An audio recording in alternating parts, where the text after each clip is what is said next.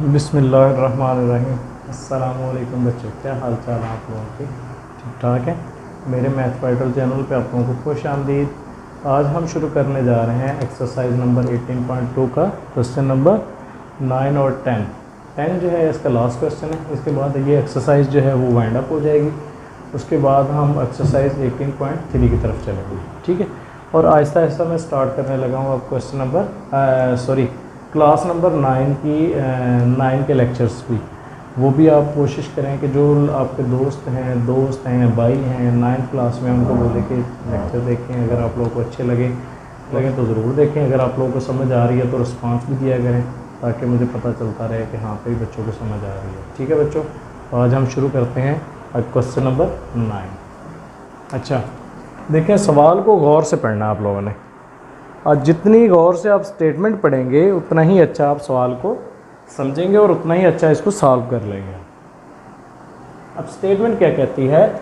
Statement कहती है the force F between two bodies. The force F between two bodies. आपने क्या किया, आपके पास एक फोर्स है जो दो बॉडीज़ के दरमियान में यूज़ हो रही है। वो क्या है? Inversely proportional to the square of distance. Inversely proportional है किसके? स्क्वायर ऑफ डिस्टेंस के। स्क्वायर ऑफ डिस्टेंस के। डिस्टेंस को किससे रिप्रेजेंट किया जाता है? डी से और उसके स्क्वायर से।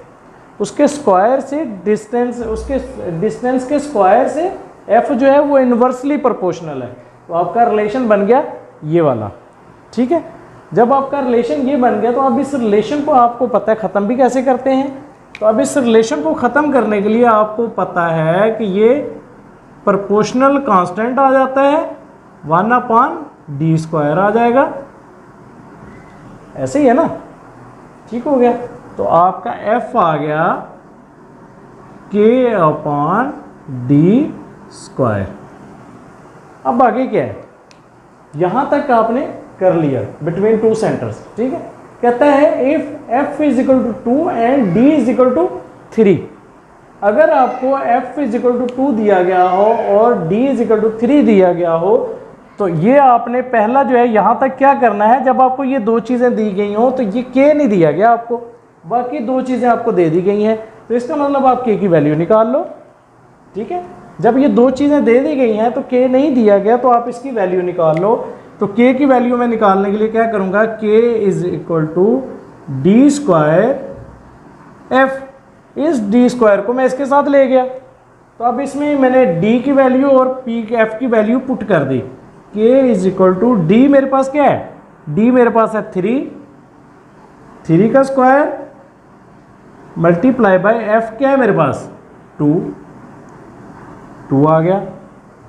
तो अब 3 का स्क्वायर क्या आता है?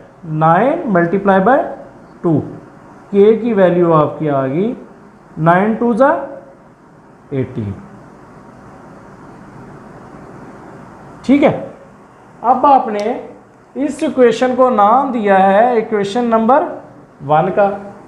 अब इस वैल्यू को, ये जो आपकी k की वैल्यू आ गई है, इसको आपने पुट करना है 1 के अंदर। इक्वेशन 1 के अंदर आपने पुट करना है इस k की वैल्यू को। तो आपकी वैल्यू आ गई f is equal to 18/d²। ये आपकी आ गई इक्वेशन नंबर 2, ठीक है बच्चों। अब इक्वेशन नंबर 2 आ गई, तो उसके बाद यहां तक आपका सवाल जो है सॉल्व हो गया। उसके बाद आगे, इससे आगे चलते हैं। Then find d when f is equal to 72। जब आपको f जो है वो 72 दिया गया हो, तब आपने d को फाइंड आउट करना है।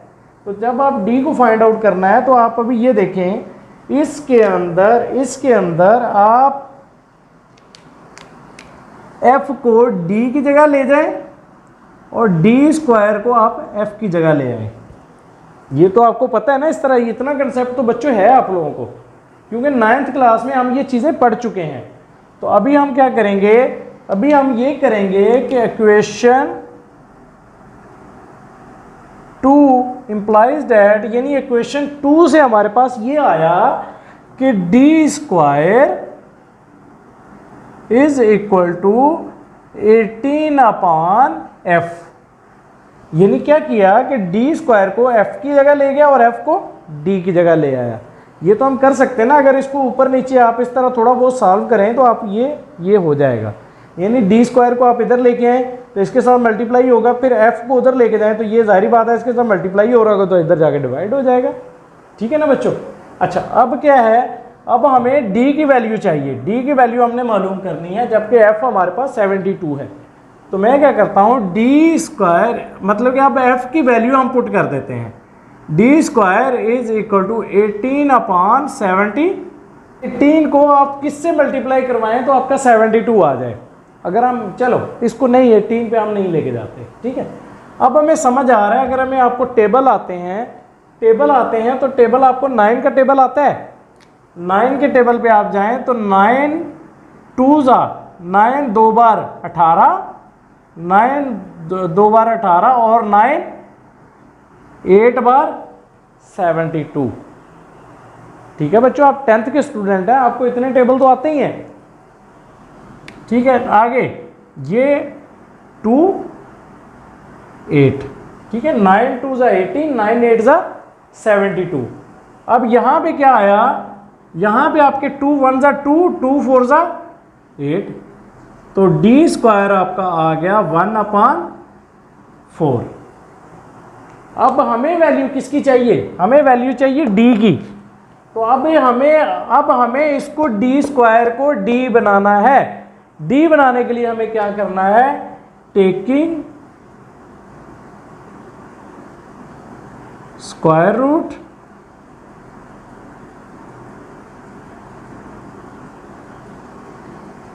बोथ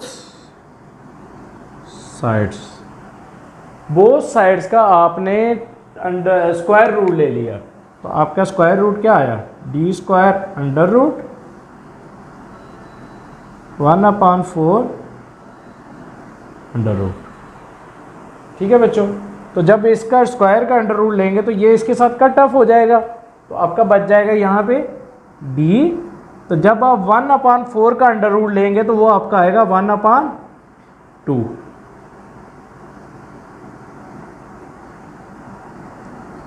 ये आपका आंसर है। व्हेन, कब, when f is equal to 72। जब आपका f 72 हो, जब डिस्टेंस आपका 1/2 आता है। ठीक है बच्चों, ये है आपका question number 9। Second last question था। अब चलते हैं हम लास्ट क्वेश्चन की तरफ। 18.2 का लास्ट क्वेश्चन अब हम करते हैं। कहता है इफ y, आपका इफ y अगर इफ y वेरीज, आपका पहला क्या आ गया y, अब क्या कहते हैं वेरीज कर रहा है, चेंज हो रहा है, किस हिसाब से, इनवर्सली। इनवर्सली का मतलब जब आ जाए तो इसका मतलब इनवर्सली 1/, आगे क्या वैल्यू ही है, इनवर्सली एज x - 5। कहता है if varies inversely as x - 5, inversely as x - 5, तब आपने क्या करना है, जब यहां पे होते बोल दिया F Y varies, y varies हो गया, चेंज हो रहा है। ठीक है, इनवर्सली, जब इनवर्सली आ गया तो 1/, आपने लिख दिया, आगे x - 5 लिख दिया आपने। ठीक है, व्हेन, अब यहां पे आपने क्या करना है, उसके बाद यहां तक आपने कर लिया, उसके बाद इसको आपने वेरीज को आपने खत्म करना है, डायरेक्टली प्रोपोर्शनल के साइन को, इस साइन को आपने खत्म करना है। तो आपने क्या लिखा, y is equal to k 1/x - 5। तो आपका आ गया y is equal to k/x - 5।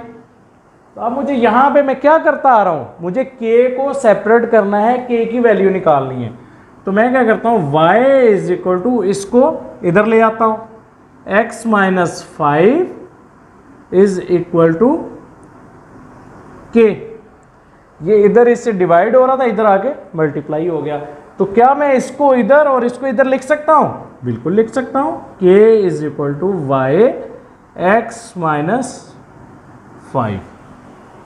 ठीक है बच्चों, अब मैंने क्या किया, इसमें y और x की वैल्यू जो मुझे दे दी गई है, उसने कहा when y is equal to 6 x is equal to 8। जब y आपका 6 हो, x इज इक्वल टू 8 हो, तो तब कांस्टेंट ऑफ प्रपोर्शन क्या होगा? तब ये होगा कि k is equal to Y आपका क्या है, y आपका 6 है, x आपका 8 है, 8 माइनस 5। ठीक है बच्चों, तो अब k इज इक्वल टू आपका 6, 8 माइनस 5 3, तो k आपका आ गया 18। ठीक है, अब इस 18 को आपने क्या करना है, इक्वेशन नंबर 1 के अंदर पुट करना है। अब जब इक्वेशन नंबर 1 के अंदर पुट करेंगे, पुट इन इक्वेशन 1, जब आप 1 के अंदर पुट करेंगे तो आपका आ जाएगा y is equal to 18 upon x minus 5। ये आपकी होगी इक्वेशन नंबर 2। ठीक है बच्चों, यहां तक कंसेप्ट क्लियर है? यहां तक समझ आ रही है? चलो आगे चलते हैं, मज़ा आ रहा है ना? चलें आगे चलते हैं। फिर उसके बाद अब उसने आगे क्या बोला, आगे बोला find y when x is equal to 10।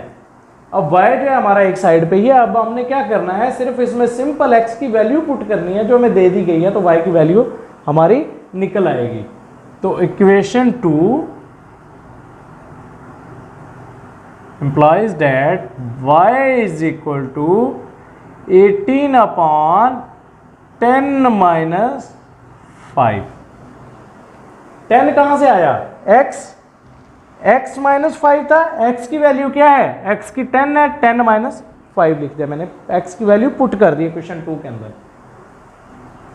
या इस तरह भी आप कह सकते हैं कि equation 2 implies that put x is equal to 10। ठीक है बच्चों, अब जब हमने इसमें 10 पुट किया तो हमारे पास y आ गया 18 अपॉन 5। तो आपकी y की वैल्यू यही आ गई। कब? When x is equal to 10। आपका ये एक्सरसाइज वाइंड अप हो गई यहाँ पे। ठीक है बच्चों, अब मैं बार बार यही कहता हूँ कि मैं सवालात के जवाबात नहीं देखता, आप खुद उसको देख लिया करें। मैं सिर्फ इसको सॉल्व कर देता हूँ, मैंने कभी जवाब नहीं देखा। आपको अगर जवाब का कोई इशू हो तो आप मुझसे पूछ सकते हैं। कुछ बुक्स में ऐसा होता है कि जवाब गलत होते हैं।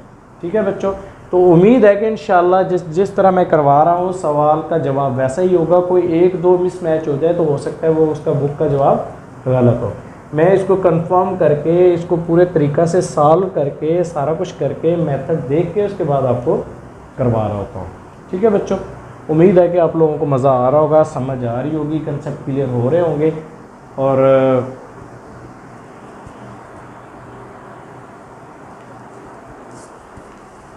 उम्मीद है कि आप लोगों के कंसेप्ट क्लियर हो रहे होंगे। अगर किसी को कोई प्रॉब्लम है तो वो मुझे मैसेज कर सकता है, मुझे रिस्पॉन्स कर सकता है और उसको मैं दोबारा से समझा सकता हूँ। मेरे पास इनके नोट्स भी अवेलेबल होते हैं। अगर किसी को नोट्स चाहिए हो तो वो नोट्स के लिए भी डिमांड कर सकता है। ठीक है बच्चों, तो उम्मीद है कि आप लोग इससे एंजॉय कर रहे होंगे, आप लोग इसकी प्रैक्टिस भी कर रहे होंगे। और मुझे दीजिएगा इजाज़त, मेरे चैनल को लाइक करें, सब्सक्राइब करें और शेयर करें। जो लोग न्यू हैं वो तो लाजमी सब्सक्राइब करें और आगे शेयर भी करें, ज़्यादा से ज़्यादा शेयर करें। और मुझे दुआ में याद रखिएगा। मुझे दीजिएगा इजाज़त, नेक्स्ट वीडियो के साथ दोबारा हाज़िर होऊंगा। अस्सलामु अलैकुम वरहमतुल्लाहि वबरकातुहू।